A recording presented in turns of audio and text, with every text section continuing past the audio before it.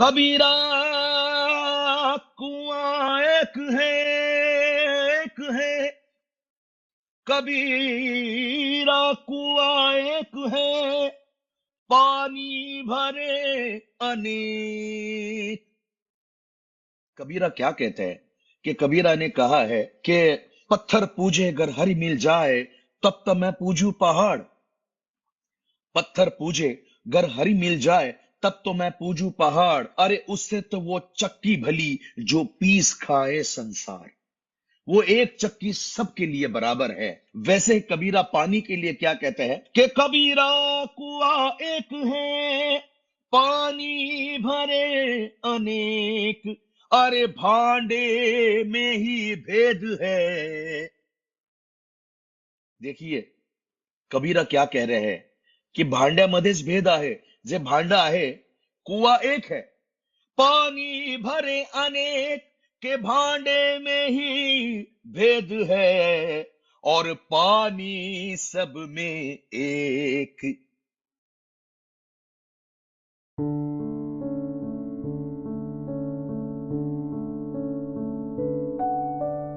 I'm Susan Matthews, and this is Stories from the Subverse. Here we cover stories around art, nature, science, and social justice, but with a personal storytelling lens.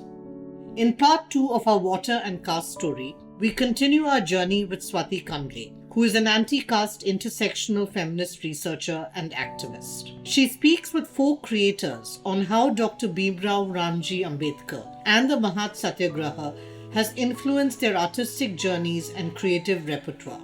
Expect some moving personal tales and experiences, behind the scenes fascinating snippets on creating their art, powerful and goosebump inducing poetry and song, and their collective and individual inspirations, fears, desires, and dreams.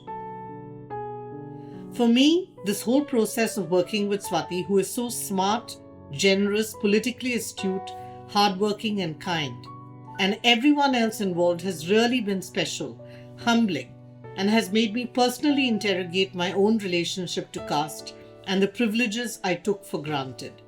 It has made me rethink my own life journey and where and how I want to move on from here. It's now over to Swati.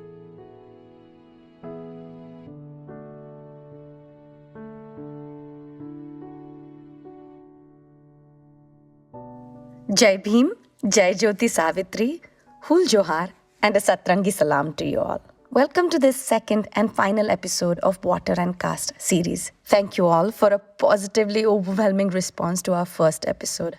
And we hope you enjoyed this episode too.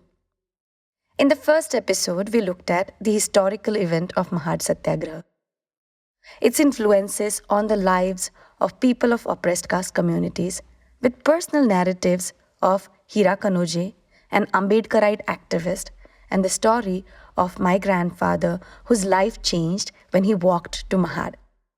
We also heard advocate Disha Wadekar, whose analysis showed us the influences Mahad Satyagraha has had on our constitution making, and Dr. Ambedkar's strategic intellectual efforts to ensure dignity and justice to the caste oppressed masses. Before I go further, I must acknowledge here that this episode began with the powerful voice of Shahir Nandesh Umap, who recites Sant Kabir's Dohe, couplets to us. For the benefit of a non-Hindi speaking audience, I'll briefly translate the verses.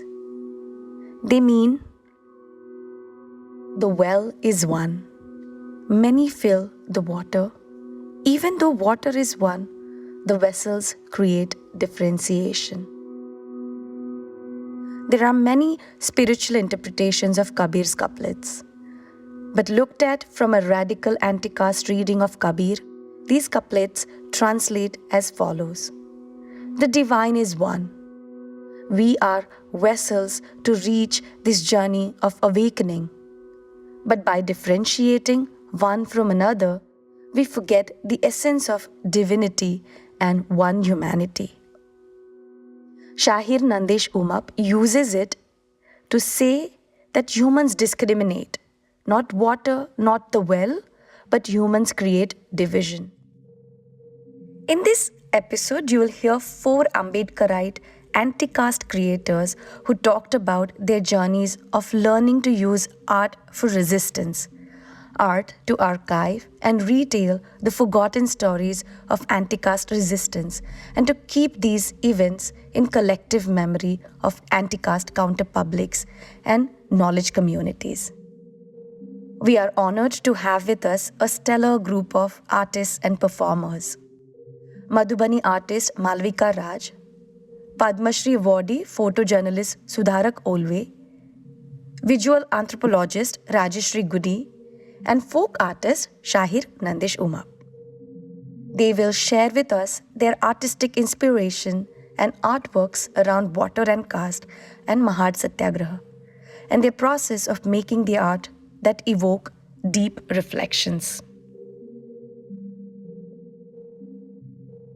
We begin with Malvika Raj. She was born and raised in Bihar. Malvika is inspired by her father's journey, who is also her guide and inspiration. Malvika's art is subversive. In our conversation, she told me that despite Bihar being a Buddha ki bhumi, the land of Buddha, the popular art form of the region, Madhubani art, only portrays Hindu mythology. She set forth to correct this erasure of Buddhist narratives from the Madhubani art. This art form is represented by line drawings filled with bright colors and contrasts or patterns. Malvika mainly paints stories of anti-caste revolutionaries. She has previously painted Buddha's journey to enlightenment and a famous portrayal of Savitribai Phule. In this segment, she takes us through her painting Waiting for Visa, which is based on Ambedkar's autobiographical collection of essays. Ambedkar recounts his personal experiences of caste injustices he faced and also adds 2 stories of caste atrocities that jolted him. Malvika also shared with us about her father, grandmother, and her own experiences of untouchability, and finally tells us about what has driven her to continue to make art that subverts.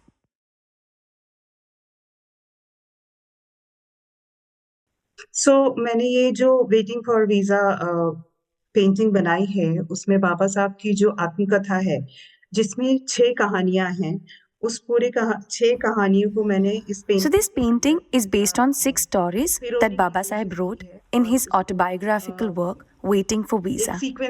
I tried to string these stories together on the canvas. First 4 stories are of the caste discrimination that Baba Saheb faced himself. The other 2 stories are of people who faced caste discrimination. So उसमें 4 story उनकी खुद की है जो 2 story है बाबा साहब को इसके बारे में पता चला. So ये 2 स्टोरी भी बाबा साहब ने अपने आत्मकथा में डाला क्योंकि Baba Saheb included these stories in his autobiographical essays because they affected him emotionally. पूरी painting waiting for visa book पे आधारित है. The first story is about his childhood. As a young boy, he was traveling with his brothers to visit his father in Satara district. And during this journey, these young boys faced indignities that left a lasting mark on young Bhimrao. I have drawn a train. I've shown Baba Saheb with his brothers outside at Masoor station. They needed to take a bullock cart to get to the house of Baba Saheb's father. In this scene, I have painted how no one was ready to allow these young boys to board a bullock cart for the fear of defilement from the touch of an untouchable. You can also find a scene where Baba Saheb is at school, all alone. How at school he was given water from a distance, and he was not allowed to touch the pot. I have made these small images. There is another story where Baba Saheb's sister used to cut the hair of her siblings because no barber was willing to cut the hair of untouchables. I have portrayed it here. So second story जो है In the second story, you can see how when Baba Saheb was appointed to work at the province of Maharaja Baroda, he faced discrimination. He couldn't find accommodation where he could stay. So he stayed at a Parsi inn, hiding his identity in agreement with the Parsi owner. The room he was given was also not decent. Books were his only solace to get some peace within, while the whole world outside was hostile. वो पारसियों लोग को पता चला कि ये दलित हैं तो उनको मतलब उनको बहुत सारी चीजें झेलनी पड़ी। जो बुक था एकमात्र साधन था उनका पीस अपने अंदर लाने का। सो वहां भी वो पढ़ा करते थे अंधेरे रूम में, और जहाँ पे चमगादड़ रहे होते थे, तो कितना स्ट्रगल था। सो और उसके बाद जब पता चला कि जब लोगों को आसपास में पता चला, पारसियों को पता चला कि यहाँ पे एक दलित He read in this dark, desolate room, which was uninhabitable except for bats. When other members of the Parsi community got to know about Baba Saheb's identity, they attacked him. He was violently asked to leave the Parsi inn. Baba Saheb cried from this unbearable weight of indignities. You can see him sit on a bench, all alone in another city, away from family. This was the first time he sobbed. तब वो एक park में bench के ऊपर bench पे बैठ के वो पहली बार रोए थे। इतना ज्यादा डिस्क्रिमिनेशन हुआ था उनके साथ। सो नीचे आप देखोगे कि एक ट्री है और उसके नीचे बाबा साहब बैठे हैं।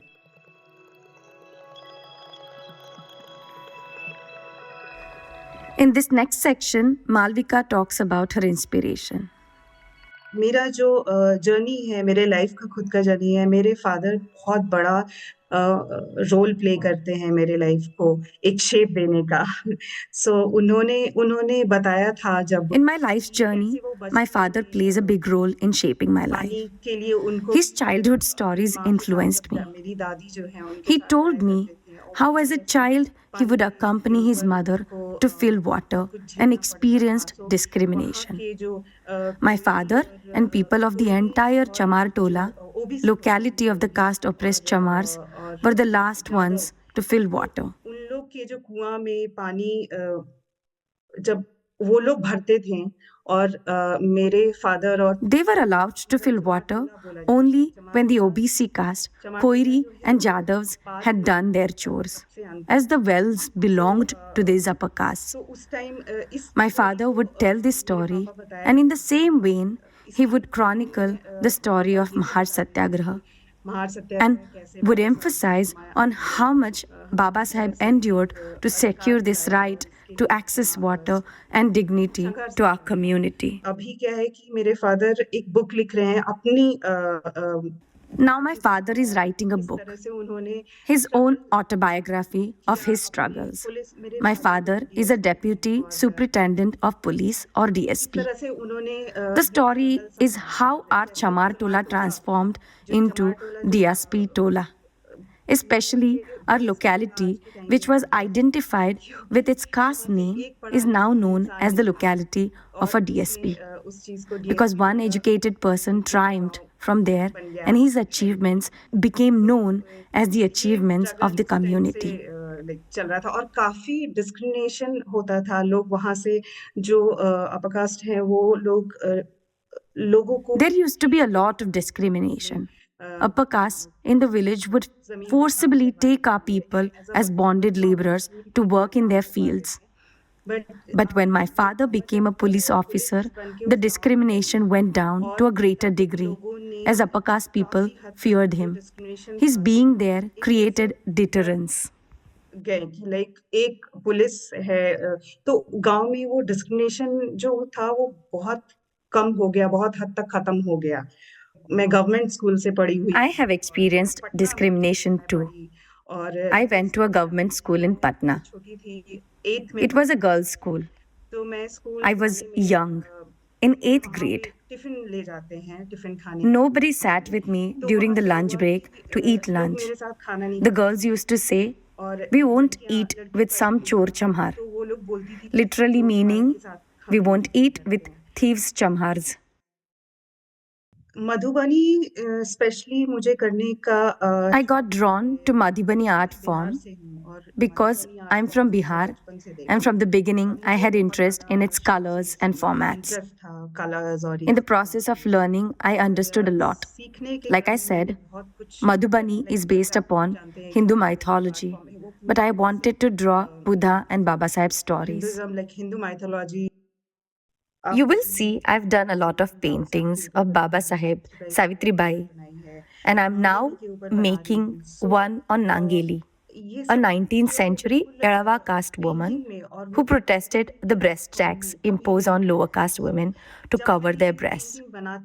She mutilated her own breasts as a protest and died as a result. All these stories have never been painted in Madhubani art form. So when I get to work on these pieces, I start to visualize. I speak with people and my friends. I speak with my father. In these conversations, I share my ideas and some things emerge and click during these brainstorm sessions. Or I read books. Then I get inspired and the storyline starts forming in my head. Then I string these stories together in my painting. In this next section, Malvika shares with us her dream and vision with Madhubani art. In Madhubani art form, Hindu mythology has been painted generation after generation by grandmothers and great grandmothers.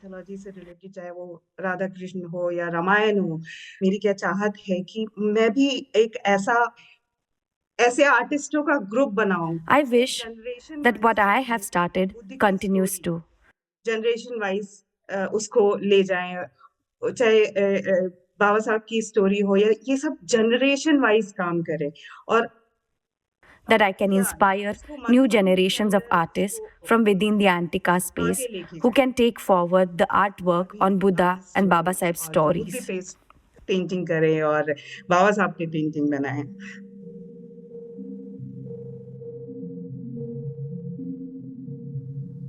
We will now hear Padma Shri awardee photojournalist Sudharak Olwe. In this conversation, Sudharak ji takes us through the stories he covered during his various and prominent projects. One of them being In Search of Justice and Dignity, which covers the stories of conservancy workers in Mumbai who are the frontline workers in waste management of the city. The garbage disposal and sanitation in India continues to be a caste occupation. Sudharakji talks about the indignities and discrimination people doing this occupation face. He also covers stories around unequal water access and atrocities. He talks about his inspiration for doing the work he does and the challenges therein.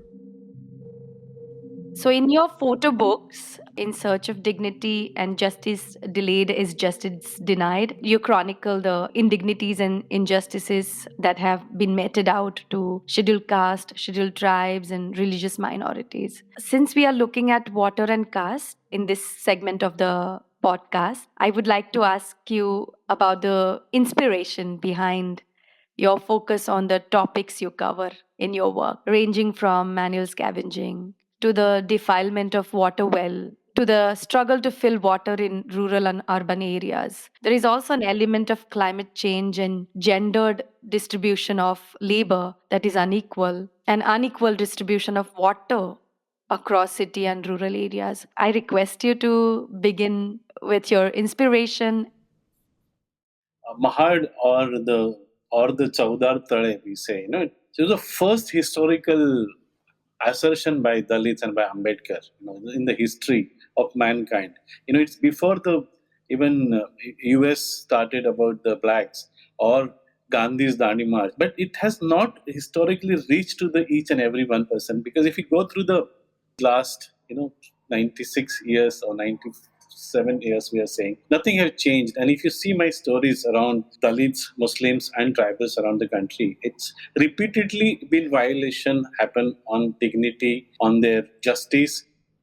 We have to understand the caste system before we start talking about this, and the caste is very ingrained part of this all violence.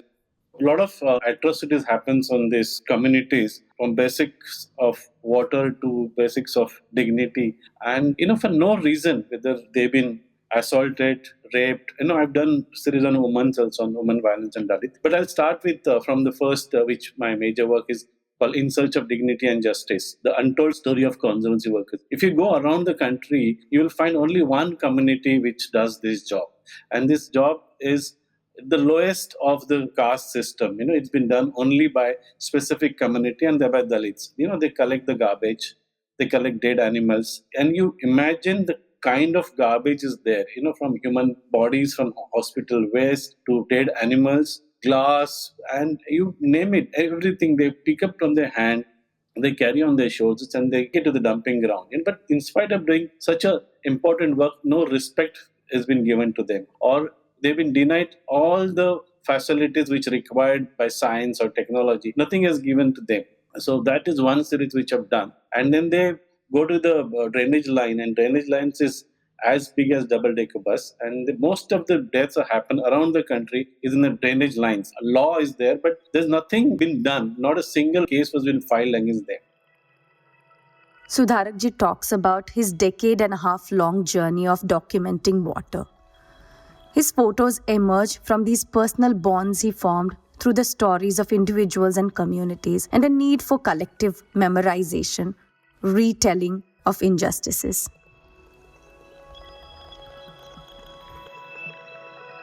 So first I visited 1995 to the rural Maharashtra on Bid. And after that, I keep documenting the water. So I'll tell you the very amazing part of it, that the same water, the poor gets and the richer society or the richer man gets. It's the same value, 5 rupees per liter or 5 liters, 1,000 liters, one amount of water. And the money they spend, the poor spend more money to buy the same water. And the water release is unbelievably how it has a caste in it. It's just an Ambedkar Basti or Dalit Basti or Muslim Basti, and they know the name. If it's Siddharth Nagar, the water will go for 2 hours. If it's a Ganesh Nagar, it will go 24 hours. So, the whole system works very unbelievable, amazingly. The water distribution happens, and it's so unequal. Even in workers' houses, the conservancy workers' house, doing such an important duty. They clean the whole street, they clean gullies. They get only water in the morning from 4:30 to 5:30 a.m. And rest, the other part, which are upper class, get 24 hours water in the same locality next to their building. So first, when I was doing this conservancy, I met a woman called Suman, and Suman is very young. Suman is a female manual scavenger. It's a hereditary job where Sas got into a Jagir. Understand the word Jagir. Jagir means lordship. So she got the female manual scavenging as a Zagir from her mother-in-law. So she doesn't want it because she was young bride. But she said, mother pushed me to this profession, and she started going up. Imagine as a Jagir. So there are 10, 20 houses. You go there, clean their human, etc., carry that on your shoulder, and then go another 2-3 kilometers and throw it. So because there's a parda system, there's upper class, the woman can't go out. So, and then water is also not there. So, first victim is this community that goes and clean with the hand. And they get only ration.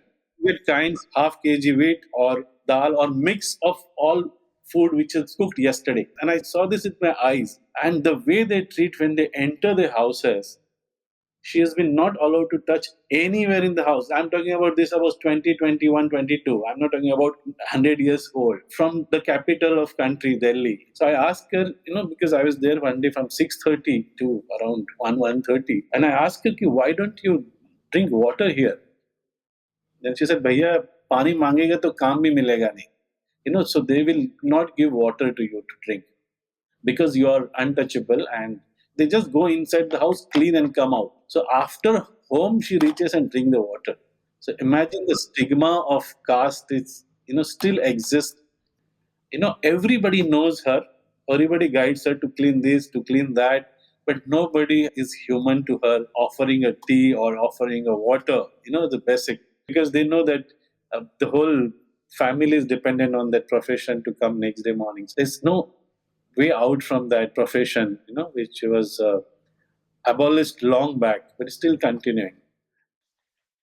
But also the hypocrisy of the state. I remember that your work on manual scavenging communities in Bombay was directed towards creating awareness and sensitization of the policy makers, right? So, and it's been a good decade and a half long work, right? And still, the waste management, even from climate change perspective, the waste management is almost non existing. Why untouchable will want anybody want to him to learn and be a commissioner of the city. So it's very important, no? In the sense, see, if your soldier goes to Kargil, you get a gallantry award for him, right? The person who's doing every day cleaning your city, keeping you away from plague, malaria, I mean, and you don't respect him because it's a hereditary job. So it has to be done by the religious Varna system. So you don't bother about him. So he's a soldier and he's keeping you away from your disease. But there's nobody says good morning to them, no? I get uncomfortable when that work is regarded as important because it should be in contemporary times mechanized. If the dignity is given to the people that are doing that work, then their health, their respect should be also paramount. And in that sense, the state should mechanize it. That's exactly where purity and impurity comes, because these people are from untouchables, impure. So imagine our country has gone to the moon, almost we're going to reach the moon. But last 100 years, like 50, 60 years, if you take, nothing have changed in technology, nothing, not a single change. So why is that change is not happening, right? They don't want to do because, it's been taken for granted. Because the people that are doing that work are disposable, are not regarded as humans, it's very easy to overlook them and let them continue that labor that is detrimental to their health. If we look at the climate change, the effect of waste management, the pollution that is around, it's taking us down globally. It's hazardous to our planet. Well, that comes later, but here is the first human being has been treated as inhuman way. So that, at least you should have his dignity first, you know. So that basic, that empathy is not there with that. Sudharakji talks about his inspiration to make the camera his instrument to unearth the stories that never meet the mainstream eye. My father was a poet and he used to write a lot of poetry on Ambedkar. And there's always people around in my house talking about Ambedkarite movement. And mostly the people were coming from 1st December to 10 December, a little bit of 20, 30 people from the villages, 20, 30 people will be there in a small room by 10 of 10, and we all talk about Ambedkar and we are around, So it's very interesting the kind of respect the whole community had for Ambedkar. There was no photographer from my family or, probably I would be the first photographer from the community also. So it was challenging and my weapon was only the camera. So I made sure that whatever happens, I will not leave camera. It's basically my people which inspire me more than anything else. Their story, this, and they're hard. Police will not help you, the law will not help you, but that firm belief in Constitution and on Ambedkar, I think unbelievable strength which comes within for all of us to come back again and rise. I think, see, what Ambedkar did and what we have all to do is inclusion. They don't include us; we're excluded. So I think we should have inclusion of each and every community. I'll just read the name of those important people with Ambedkar. And it just happened to be that I have sketches of all of them. And there's Anant Chitre and B.R. More was most important there. And then Bapu Sahib Sahastra Buddhe, again Brahmin. Bhaskar Kothekar, Bhaurao Gaikwad, Bikaji Gaikwad, C.N. Moiti, and Govind Aderikar, along with Ambedkar. But what beautiful that draft is. I have a couple of lines which says that condemn the scriptures that promote inequality. See how beautiful it is. In this following section, Sudharakji refers to Mahad Satyagraha event from December 1927, when Ambedkar and fellow anti-caste members reconvened in Mahad for a conference. It is here that the Book of Manu was burned. During the conference, the committee passed several resolutions which were called Declaration of Birthrights of Hindus. We read two of these resolutions here. Unless the majority of people have granted these powers, whether political or religious, no one shall be entitled to enjoy any such authority. Therefore, this conference refuses to accept the authority of Shruti, Smriti, and Puranas. When it's come to this Smriti and Puranas, it's not in the heaven. We want here as a real, today, now. We don't want arms after when we go to Swarga or Narak, I don't know. I think we have to just keep working to bring that humanity, to work. Like Ambedkar's famous quote is there that we have to work on the development of the humanity. That's you have to continue doing it, to keep working. There's no alternative. I think the most important thing is that somehow we just get educated. Scientific education and temperament will, and then the final words is, Shika Sangatit Vani Sangarsha Kara. Absolutely. Educate, organize, agitate. And keep working. Just keep working selflessly the community. Don't look back whether they're giving back you or not giving back to you. I know this discrimination be always with you. Once you're identified, you're talented, nothing is going to be easy. And that's no problem. Do whatever way we can do it to bring that human dignity to our community and to ourselves.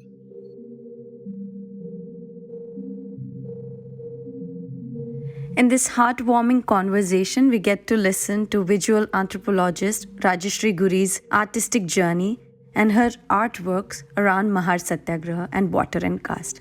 We get a closer understanding of her process of making the artistic projects she has done in her residencies and her inspirations to do these varied artworks around daily lives of Dalits.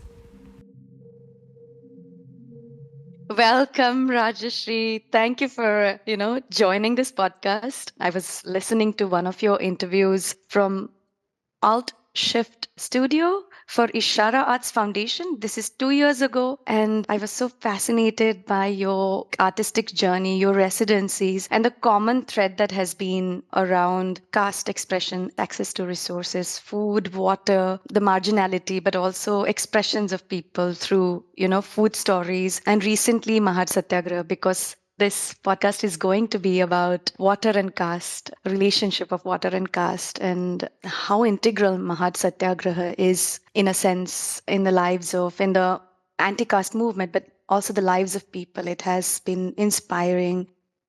We know that the struggle for access, justice is far from met. People are still struggling, and artists, in fact, are showing a mirror to the society, creating critical discourses through the artistic works they do. I want to know from you, what has inspired you to return to this theme of access, be it food, be it water, and especially Mahad Satyagraha, because your current work is on Mahad Satyagraha. If you can talk about that a little bit, your artistic process also.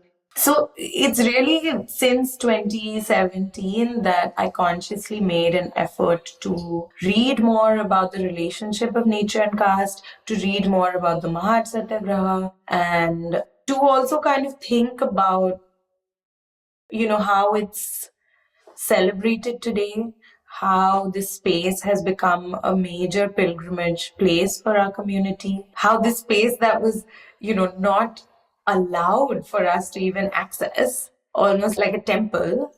And now the space is completely blue, there's a statue of Baba Sahib right in the center of it. Everybody comes on the anniversary to celebrate this act. And for me, that's just so beautiful that also a pilgrimage for us is rooted not in something superstitious or just religious. It's a socio-political pilgrimage. Wow. Very, very interesting. I think before doing these mounds and the pillar, about which we will talk in detail, I wanted to know about the process also of creating that, but you revisited sort of now. So you've done something on Mahad Satyagraha before, and I would like to know how that process worked. Sure, yeah.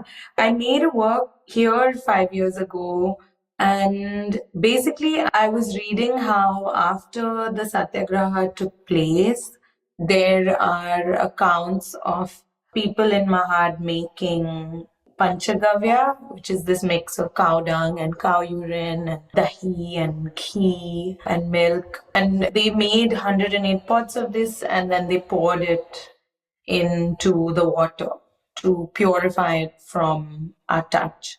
And at the same time, I think the sort of beef ban and beef lynching was quite strong in India, and there were also horrific videos on YouTube. And it was really this connection between the cow and the purity of this cow and all of its parts versus the pollution of, my hand, your hand, like our touch. I don't know, for me, I kind of wanted to make Panchagavya myself to kind of really see. And the Manusmriti also prescribes Panchagavya in case somebody has stolen something, like as a punishment, prescribes it to sort of like force feed the thief. And also on YouTube, there were these horrific videos circulating at that time of, people openly force feeding Dalit people or Muslim people cow dung or cow urine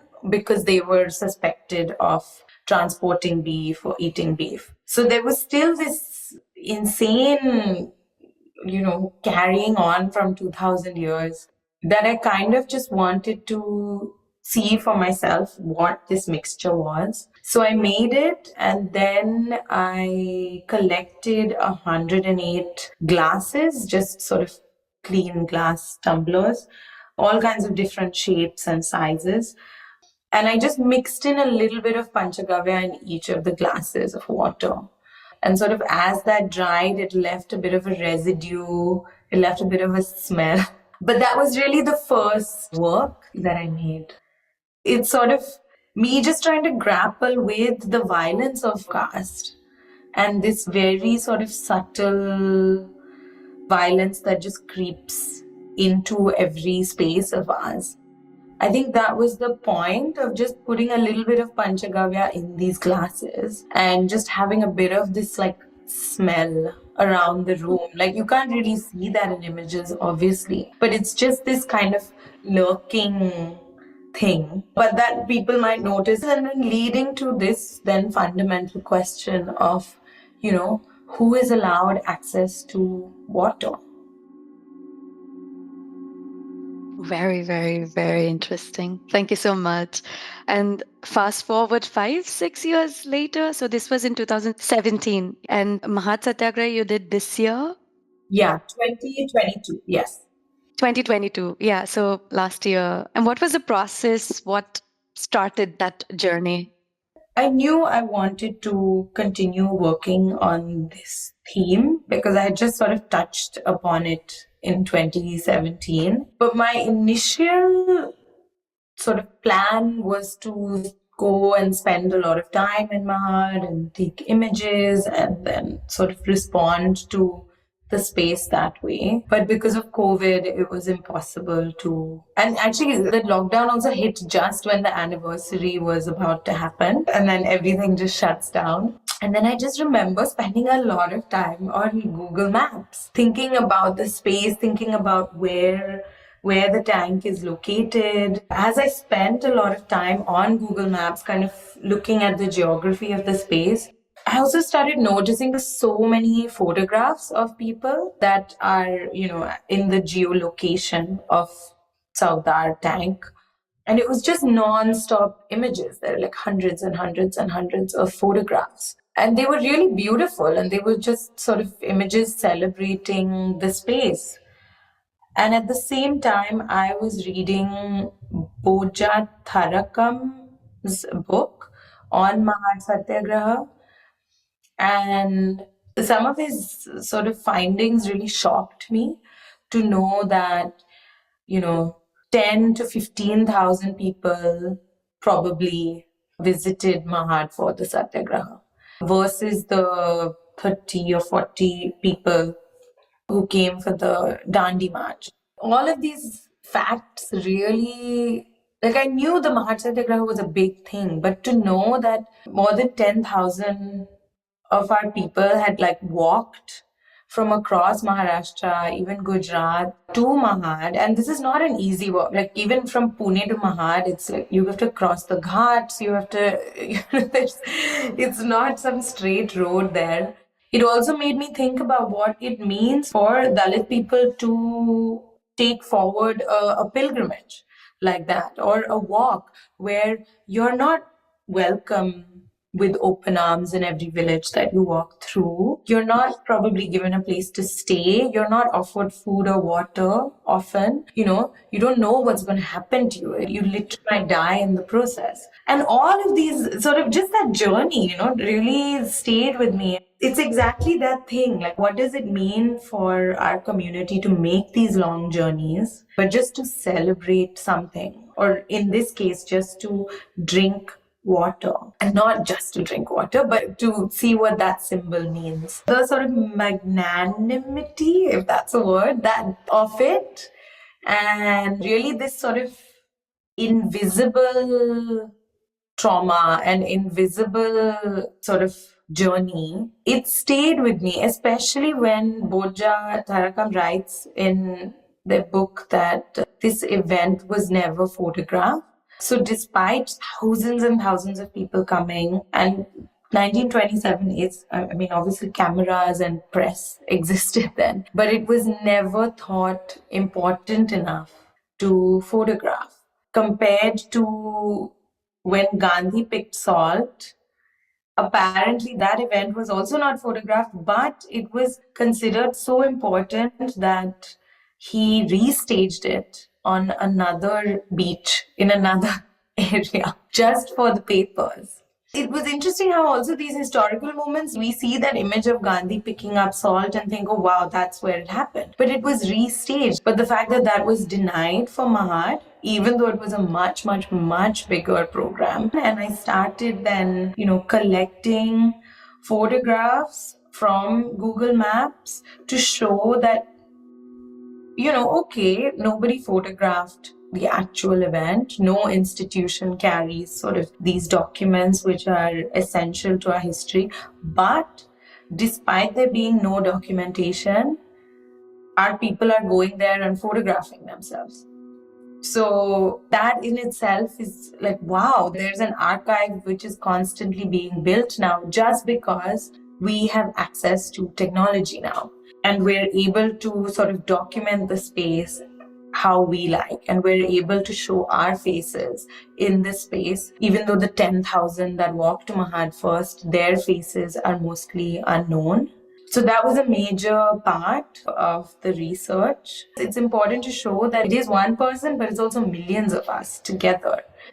And I think that weight of numbers is really important to show always, because as many as our numbers are, somehow we're always sort of invisibilized or always sort of pushed, not seen. I knew the gallery was a big space and I wanted to do something quite sort of subtle, but also something with that power of numbers. I think this number of 10,000 really stayed with me. I call them stupas. I call them sort of small stupas, like just hand-built mounds, really, that I worked with a potter called Thomas in Goa. And so there were 10,000 of these made and just laid out on the ground. And their colors and their feeling kind of resemble water a little bit, but they're also solid. And they're also firm, and they're not, with ceramics also, ceramics don't get destroyed for thousands of years possibly. So it was also a way of me kind of pushing these mounds in the space and kind of, not letting them get forgotten almost again. I also want to talk about Manusmriti, because Mahad Satyagraha happens in the month of March. In December, Baba Saheb reconvenes the whole meeting again, and they decide to, because they are not allowed to, in fact, go access Saudar Lake this time. The conference carries on. They do some resolutions around this time, tear Manusmriti down. That burning process happens there. And it's been also very, very revolutionary. In a lot of anti-caste Bahujan, Dalit Bahujan women acknowledge it as, Women's Liberation Day, celebrate it as such. You also try to deconstruct, destroy, pulpify Manusmriti. It's been like you revisit that in your work. You also did it again with these stupas, the mounds. You also sort of use that pulp on a pillar. Could you tell me what was the idea behind that? Yeah. So the Manusmriti work also started in 2017. And when I was thinking about this show, I couldn't, it was sort of impossible to not think about the Manusmriti Dahan Divas as well, because it literally, the place where the Manusmriti was burnt is 2 minutes away from the tank. And the fact that it happened all within 1 year was important for me to reflect on and kind of acknowledge. Essentially, it's just a book, and the fact that books have been able to carry so much power within them. And this book said that we are not allowed to read and write. So, this ridiculous thing of being governed and controlled by a book which we can't read ourselves. And it's this cycle, And I think I read this somewhere, I'm not sure exactly, but I think Baba Sahib also spoke about, how many ever Manusmritis get destroyed. They're not like, you can keep burning, but that's not going to be how you kind of change things. But at the same time, that act was so revolutionary and so powerful of burning it. But for me, I make plain paper out of it because this way it kind of erases the text, and now you have plain paper which you can maybe write on again, or maybe you can do something else with it. But at the same time, the words are still in there somewhere. And I've been thinking about that a lot, especially with water, with food, that actually these are the rules of the Manusmriti that have spread through these spaces. So none of our public places, none of our private spaces are sort of without the words of the Manusmriti. Sort of this text, nobody even has read the book, probably, but its words are still in our landscape and in it. And that's what I kind of feel when I either make plain paper or I just use the pulp to make weird sculptures or just cover spaces with the Manusmriti, because it's there, but it's not there. But it's there. It's not necessarily something entirely hopeful. There is something a bit sad about it. There is something a bit violent about it. But I think I can't really show it any other way for now. I mean, something also I was contemplating a lot about after looking at the pillar image and the pulp being put on pillar, and pillar being so significant in anti-caste Buddhist, the stambhas. They symbolize foundation, they symbolize strength. I mean, when I read about the pulp being placed on that, I was really conflicted and I felt, it's what makes you choose that? And when we had private conversation, and now when you talk about this, the violence being present, the words of Manusmriti are in the fabric of our society, whether to see it or not, whether we erase it bit by bit with one action at a time, it's going to take a long time. And I see that message to stay awake full, like, to keep an eye on the goal sort of a thing. For me, that's how I interpret it. At the same time, initially, I was so uncomfortable because the narratives that we've been listening to, the oral histories of the struggle, but also triumph a little bit, because we want that, reward the celebratory aspect of it. So I was like, oh, if it is going to be so hopeless, like, where do we as a community gain the strength, to carry forward? So these were like the conflicting themes that were circling. It definitely made me think. And my question to conclude basically is to what have been reaction of the audiences, and what was the message that you actually wanted to convey?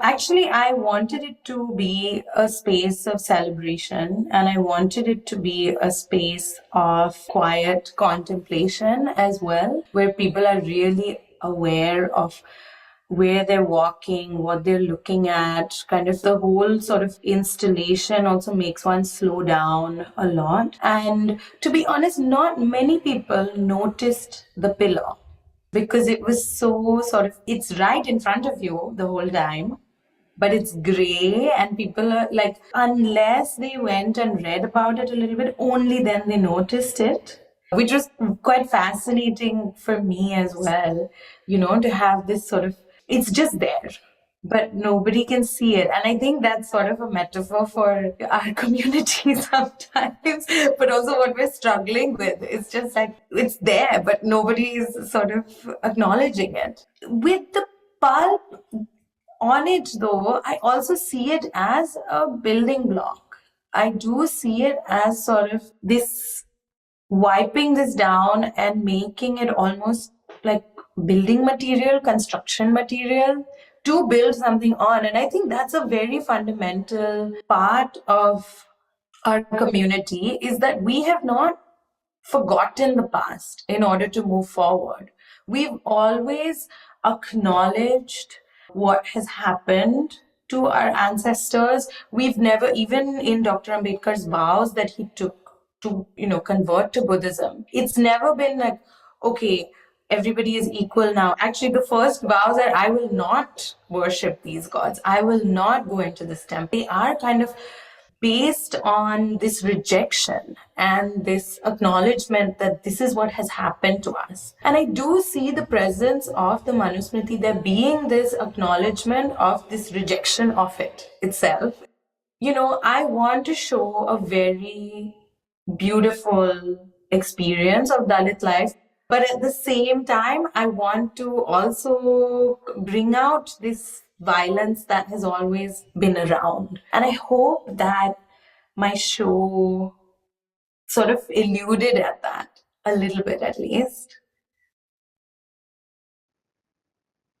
Especially after talking to you, it all makes sense. The deeper thoughts that have gone into it, the amount of work, self-work, as well as the research work that you have carried on. It's like, as a person of anti-caste background, marginalized background, you can't remove your politics or your work for the sake of art. Art has been subversive all along, but there is also a way of just creating something beautiful for the sake of creating it, and then you don't have to delve around it. That luxury, so to say, is not afforded to if you are a socially conscious and person of marginalized location, I suppose. I take it as this amazing responsibility that I do have a very strong voice, I think, and I am able to express myself pretty well. Therefore, I have to do it. I will do it very happily. Thank you so much. It's been such a wonderful conversation, Rajyashri. Thank you so much. In this section, Shahir Nandesh Umap begins by singing a povada or ballad he wrote on Mahad Satyagraha and Ambedkar. Povada is a genre of Marathi poetry which is sung and popularized by anti-caste folklorists. Shahiri Jalsa, especially the Ambedkari Jalsa, has played a major role in creating awareness among the Dalit counter publics and masses on the struggles to annihilate caste. Dr. Ambedkar famously said that one poem of Shahir is enough to convey the message of 10 of his speeches. In this sense, writings, poetry, songs, and povadas that took fully Ambedkarite thoughts to the masses have been part of the counter-revolution. They evoke memories of historical events for the caste-oppressed communities. Among these, Ambedkari povadas present historical events such as Mahad Satyagraha with all the emotions. They convey the angst, the anger against caste oppression poignantly, and make an appeal to the people to rise up against injustices, to throw away caste slavery with gut and fervor. Mainstream society has never been interested in exposing the history of the former untouchable caste, who suffered injustices and oppression generation after generation. whose struggle for self-respect and rights are not articulated in the popular imagination, are not etched in collective memory.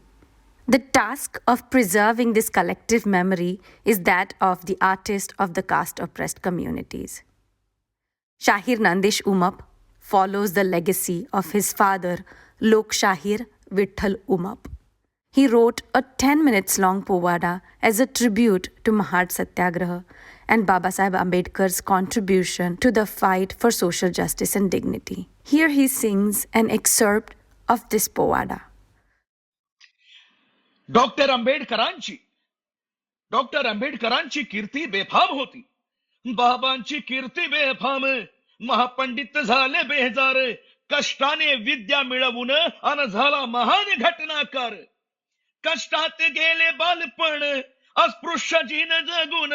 अन्यायाची चीड घेऊन भीमराव उठला पेटून. आणि तिथेच क्रांतीची ठिणगी पेटली. गुलामगिरीची जाणीव झाली. अस्पृश्यता मोडून काढण्या त्याने शिक्षणाची कास धरली. 1923 नंतर बाबासाहेब लंडनहून शिक्षण घेऊन भारतात परतले. पाहतात तर काय, या भारतात, या महाराष्ट्रात अंधश्रद्धेने आणि अस्पृश्यतेने अन्यायाने उच्छाद मांडला होता. बहुतांश ठिकाणी अस्पृश्यांना सार्वजनिक पाणवठ्यावर पाणी पिण्यास व भरण्यास अधिकार नव्हता. जिथे गुरढोर पशु पक्षी पाणी पित होती तिथे माणसाला पाणी पिण्यास मज्जा. हा प्रश्न डॉक्टर भीमरावांच्या समोर होता. 1923 साली बोले प्रस्ताव पाण्याचे तळे सर्वांसाठी खुले करण्यासाठी. 1923 साली बोले प्रस्तावात तळ्याचे पाणी सर्वांसाठी खुले करण्यात आले असताना सुद्धा गरीबास अस्पृश्यास पाणी पिता येत नव्हते. हे कळताच भीमराव बघा गरजला. भीमराव बघा गरजला. गरीबाचे प्रश्न मांडण्याला, त्यासी हक्क मिळवून देण्याला. आणि भीमराव निघाल महाड दिशेला जी जी जी महाड दिशेला जी जी जी. राजा शिवछत्रपतींच्या पदस्पर्शाने पावन झालेला जिल्हा आणि दुसरा भारतरत्न डॉक्टर भीमराव आंबेडकरांच्या सत्याग्रहानं अमर झालेला जिल्हा. एक इतिहास शिवरायानं घडवला तर दुसरा इतिहास भीमरायानं घडवला. दिवस होता कोकणच्या महाड 14 तळ्याच्या आंदोलनाची सुरुवात होण्याचा. बोले प्रस्ताव पारित झाला असतानाही गरिबांची अशी हेळसांड ही मी गप्प बसणार नाही, हे मी पाहणार नाही. बाबासाहेब बदले. त्यांनी आपल्या सहकाऱ्यांना आदेश दिले. चित्रे, सहस्त्रबुद्धे, टिप्पणीस तुम्ही गावोगावा जा आणि सर्वांना एकत्रित करा. हीच आपल्या सामाजिक विद्रोहाची सुरुवात असेल असे म्हणून सगळे कामाला लागले. आपली लढाई सत्ता किंवा पैसा मिळवण्यासाठी नाही असे डॉक्टर भीमराव बदले. आपली लढाई सत्ता किंवा पैसे मिळवण्यासाठी नाही, तर ती आत्मसन्मानासाठी आहे, हक्कासाठी आहे. लक्षात ठेवा, हक्क भीक मागून मिळत नसतात, तर ते संघर्ष करूनच मिळवावे लागतात. हा संघर्ष केवळ पाण्यासाठी नसून मानवी मूलभूत हक्कांसाठी.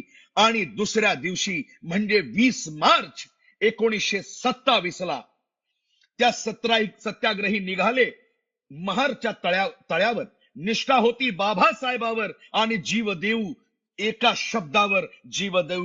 शब्दावर असं म्हणून सत्याग्रही चवदार तळ्यावर जमले. Following is the translation of this excerpt. The Povada begins by singing praises to the towering intellectual figure that Dr. Ambedkar was, and how his intellect vexed even the most learned, how he put in enormous hard work to gain knowledge while living a life of indignities as an untouchable, and how a Mahar became a constitution maker defying all odds. The first sparks of resistance emerged in his childhood when injustices meted out to the untouchables jolted him. He turned to education to annihilate untouchability and enslavement of fellow human beings. In 1923, he returned to India after acquiring higher education in London. He saw the state of untouchables in India and Maharashtra. Superstitions, untouchability, and injustices were at their peak. The untouchables did not have the right to access water in public water sources. Where birds, cattle, and animals could drink water, human beings were denied. This irony baffled Dr. Ambedkar.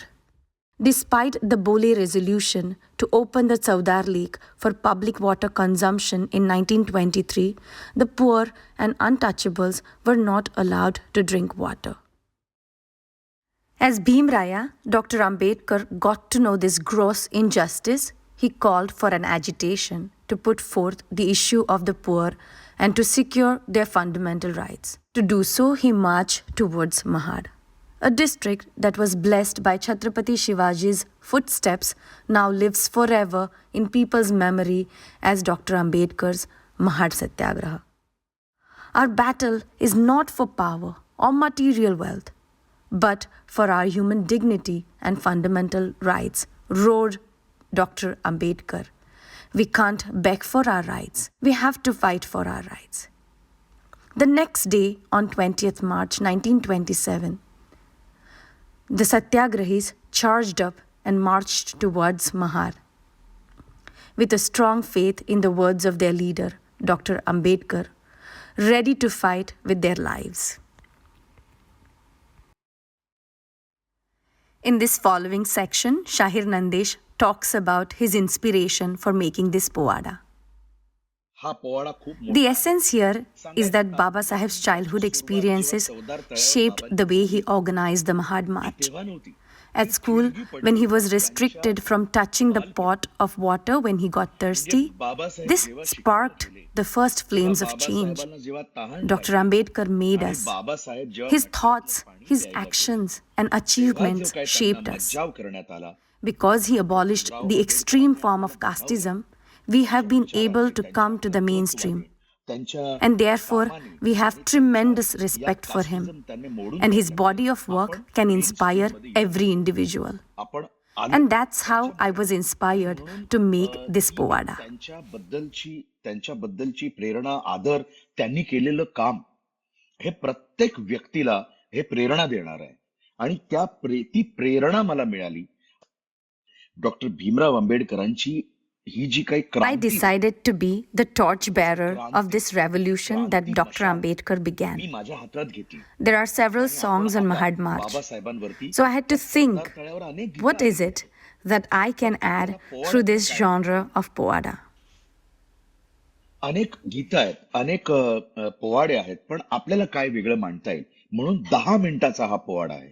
I have to bring it again and I have to write it again and I have to sing it again and I have to tell the people and we have to aware and we have to take a chance to come forward and break down this casteism.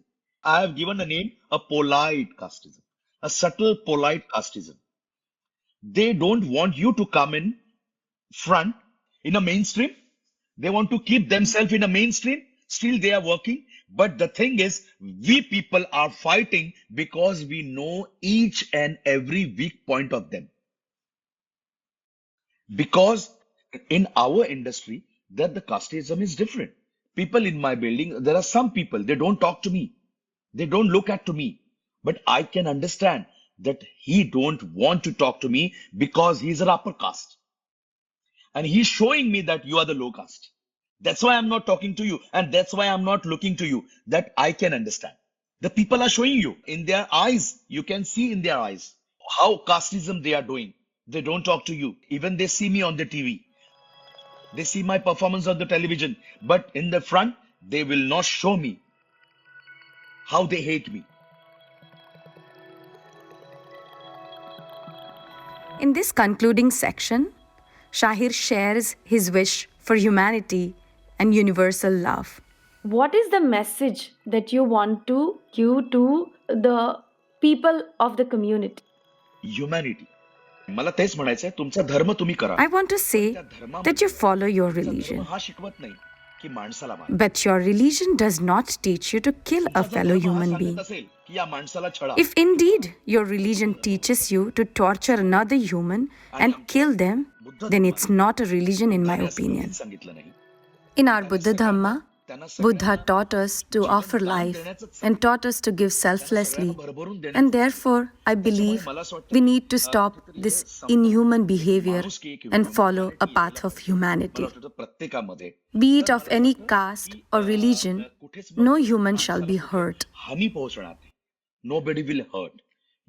माणूस हा जोरा जर धरला, मग तो कोणी असेल, कुठल्याही कास्टचा असेल, कुठल्याही रिलिजनचा असेल, don't hurt him, just love him.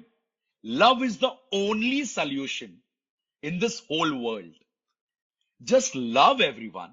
आम्हाला Chhatrapati Shivaji, Jyotirao Phule, Sant Kabira, Dr. Ambedkar, and our parents taught us to love humanity and humans. सुधारक सरांना माहिती आहे, One of our friends has written these beautiful lines. This is our only prayer, and only this we ask. May humans be humane to fellow human beings. सगळी नंतर येते. Just love each and every person. Thank you. How beautiful is it that the caste, creed, and religion is all secondary. Humanity is the only truth.